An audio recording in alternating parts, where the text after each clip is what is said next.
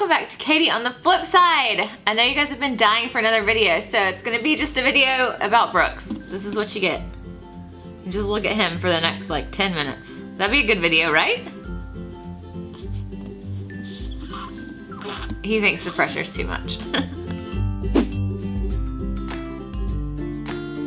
Welcome back to the channel. It's been months since I've made a video over here. Things got a little crazy in the past little bit, and here's the baby. We had a baby, by the way, in case you didn't know. Also, my channel hit 100,000 subscribers, which is crazy and insane and just exciting. But I just wanted to say thank you guys all for subscribing. What are you doing with the lens? I was trying to create drama. Thank you, yay! Woo! I like when it's on a tripod. You're making me nervous. This isn't gonna be right. I just wanted to thank you all for subscribing and for supporting me even through the lull in videos while I was pregnant and chasing around a toddler and trying to have this baby. So this is baby Brooks, and he is 1 week and 2 days old today. So he's gonna just hang out in my video because the days when a baby can just lay in the video, you just embrace those. And then he makes all his cute little sounds. He said, hush mom, quit talking, I'm trying to sleep. I wanted to make this video to address a question that I've gotten a lot, not just from people on the internet, but people like that I've seen in real life have asked me a lot.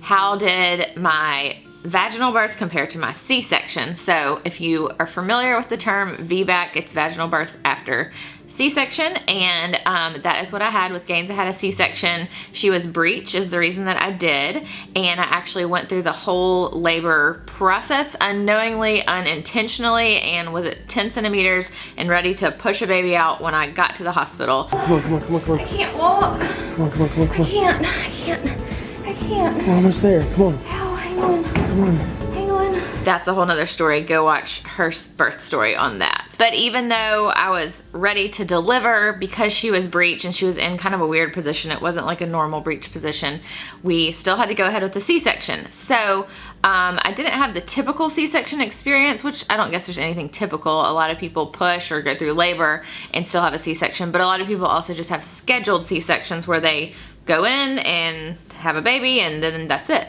But this time I knew that a VBAC was an option, so we were hoping that that would happen. Just one, to have the experience, two, just to not have to have a major operation again. So that did get to happen with Brooks, and it could not have gone better. It was just an amazing experience. So just wanted to talk a little bit about the differences between the two and how I felt about it so far. Some people have also asked about a birth story, and we really vlogged a lot of the process. I don't really know that there would be a whole lot that I'd be adding if I did a dedicated video on the birth story. I know some people just like to hear that, and I may personally want to have it all in one place, so I may still do that. So if you still want to see a birth story, let me know. If not, if you've watched all the vlogs from around that time, you may have all that information. As far as the experience goes, like I said, getting to the hospital and all of that, this time we were well prepared that as soon as I started having contractions, I needed to go to the hospital. That's kind of a different story because I'd been having contractions for several weeks due to preterm labor. I'd been on modified bed rest, and I was taking a medication called Precardia to stop labor. So once I stopped that medication, within like 14 hours, I started having contractions, and they were fairly strong, but they weren't progressing me at all. When we did take our time to get to the hospital, it wasn't like last time where we were rushed. The whole experience was just calmer and more peaceful. So I think that kind of alters my opinion of how the vaginal birth was different. I'll just kind of try to focus on the actual birth process. It was really cool being able to sit there. I did have an epidural, so I wasn't in writhing pain the whole time. But it was really cool to be able to sit there and just kind of, you know, realize my body was going through this process as with the nurse in there as I was pushing with Cullen, kind of seeing everything happen was definitely a completely different experience than being rushed into the operating room, not even knowing what's going on around me, and then, you know, not seeing her until somebody brings her around the corner wrapped up in a blanket. So one thing that I did have to consider this time was something that can happen with VBAC is rupture of your uterus, which is very serious and can be a serious issue. My doctor is very hesitant and cautious about that as well. And we made this decision to go forward with the VBAC based on several different factors. Brooks was in the right position.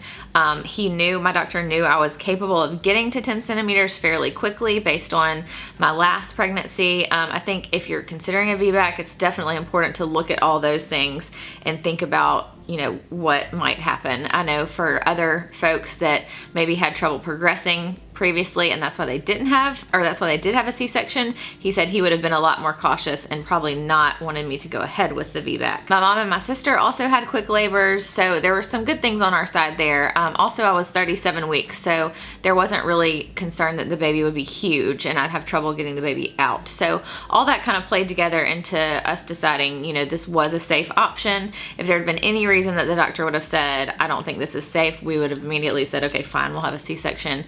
I wasn't, you know, gonna be really upset if it didn't happen. I just knew I wanted my baby here healthy, and here he is. So as far as the experience during the actual birth, I did choose to have a mirror so I could see what was happening. I know some people get freaked out by that stuff, but I've always really thought those types of things were cool. So I was able to watch the whole process. Cullen was in there in our hospital, which I think most hospitals do now. We actually delivered in the room that we stayed in, so we didn't have to move back and forth. It wasn't like a sterile environment. We were able to just kind of hang out like in between pushes and like, okay, well, what are we gonna do now? So we were both able to just kind of watch without being afraid of, you know, crossing the sterile line. I know at our hospital there is an option now to do a clear sheet during a C-section, so that would have been really cool. If we'd had to do that, I would have been able to see a lot more. So as soon as he was born, I was able to immediately get him put on my chest. They were able to do the delayed cord clamping. He laid on me. I was able to hold him immediately, and then we were able to do pretty quick skin to skin. Those were all things that didn't happen as much with the C-section. They had to clean him up and do all that and then get him wrapped up and then put him on me and then roll me back to the room. So that was definitely an advantage, being able to do that. Cullen was able to cut the cord. He was able to be right there. We could both touch him. He enjoyed that part. That thing was tough. Yeah. It's like cutting through a big old steak, right?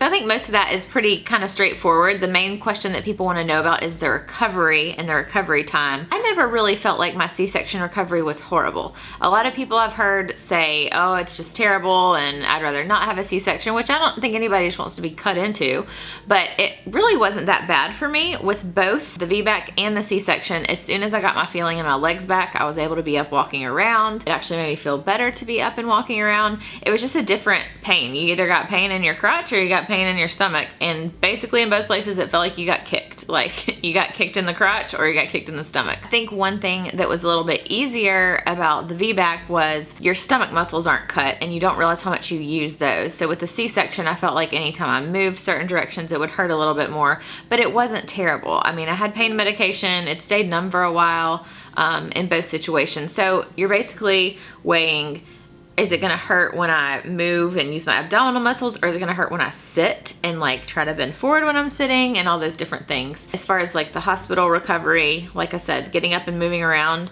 was basically the same for me. Well, and I guess I was able to not worry about, with a toddler, definitely I was worried a little bit about if I did have to have a C-section, she likes to climb on me and get in my lap, and that would have been a little bit more painful with the C-section incision. She's much less likely to kick me in the crotch than she is to knee me in the stomach or something like that. And then with the hospital stay, we got to leave a day earlier than we did when I had the C-section, and we had to stay a little bit longer. It is a little bit easier, I guess, to hold the baby. You're not putting as much pressure on your stomach, but I mean, you're not usually holding them down that low when you're breastfeeding anyway. So I never personally thought the C-section recovery was terrible. So I may not be the best person to ask about this because I would have taken another C-section and it would have been fine. I will say too that coming home with the C-section incision, I wasn't able to really feel comfortable wearing pants that weren't just completely stretchy elastic for a while because they would cut into my scar or they would put pressure on there and it would hurt. Obviously without the C-section that really hasn't been a problem.